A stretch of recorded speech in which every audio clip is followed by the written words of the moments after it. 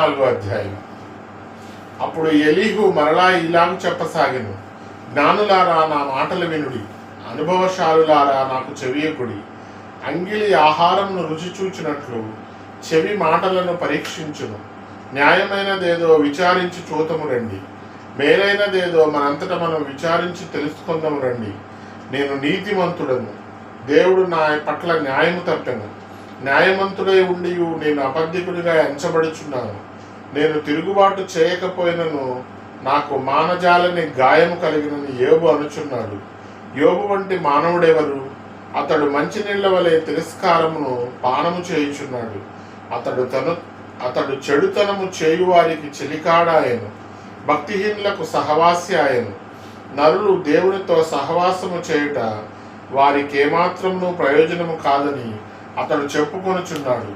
విజ్ఞానము గల మనుష్యులారా నా మాట ఆలకించుడి.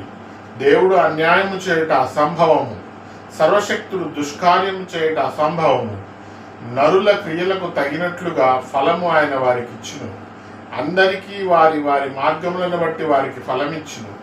దేవుడు ఏమాత్రమును దుష్కార్యమును చేయుడు. సర్వశక్తుడు న్యాయము తప్పడు. ఎవడైనా భూమిని ఆయనకు అప్పగింప పెట్టెనా? ఎవడైనా సర్వప్రపంచ భారమును ఆయనకు అప్పగించినా? ఆయన తన మనస్సు తన మీదే ఉంచుకుని నెడల, తన శ్వాస నిశ్వాసములను తన యొద్దకు తిరిగి తీసుకుని నెడల శరీరులందరూ ఏకముగా నశించెదరు. నరులు మరలా ధూళి అయిపోదురు. కావున దీని విని వివేచింపుము, నా మాటలు ఆలకించుము. న్యాయమును ద్వేషించువాడు లోకమును ఏలునా? న్యాయ సంపన్నుడైన వాని మీద నేరము మోపుదువా?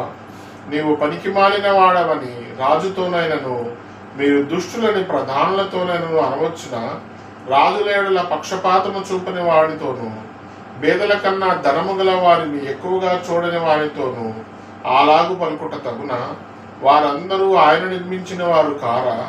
వారు నిమిషములో చనిపోవుదురు. మధ్యరాత్రి ప్రజలు కల్లోలముంది నాశనమగుదురు. బలవంతులు దైవికముగా కొనిపోబడెదరు. ఆయన దృష్టి నరుల మార్గము మీద ఉంచబడి ఉన్నది. ఆయన వారి నడకలన్నీ కనిపెట్టి చూచుచున్నాడు. దుష్క్రియలు చేయువారు దాగుకొనుటకు చీకటి అయినను మరణాంధకారమైనను లేదు. ఒకడు న్యాయ విమర్శలోనికి రాకముందు బహుకాలము అతనిని విచారణ చేయుట దేవునికి అగత్యము లేదు. విచారణ లేకుండానే బలవంతులను ఆయన నిర్మూలము చేయుచున్నాడు. వారి స్థానమున ఇతరులను నియమించుచున్నాడు. వారి క్రియలను ఆయన తెలుసుకొనుచున్నాడు. రాత్రి యందు ఆయన నాశనము కలుగజేయగా వారు నలగొట్టబడుదురు.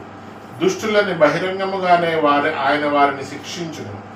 ఏలయనగా వారు ఆయనను అనుసరించుట మానిరి. ఆయన ఆజ్ఞలలో దేనినైనను లక్ష్య పెట్టకపోయిరి. బేదల మొర్రను ఆయన వద్దకు వచ్చినట్లు చేసిరి. దీనుల మొర్రను ఆయనకు వినపడినట్లు చేసిరి. ఆయన సమాధానము కలుగజేసినడల శిక్ష విధింపగలిగిన వారెవరు? ఆయన తన ముఖమును దాచుకుని నేడల ఆయనను చూడగలవాడెవడు? అది అనేకులను గూర్చినదైనను ఒక్కటే, ఒకని గూర్చినదైనను ఒక్కటే.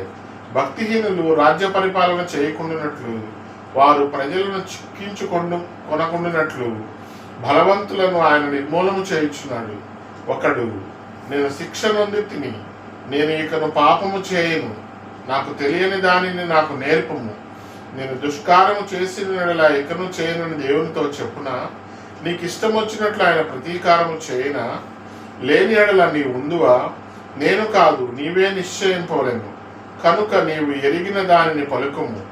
వివేచన గలవారు, జ్ఞానము కలిగి నా మాట వినువారు నాతో ఇలాగు పలుకుదురు.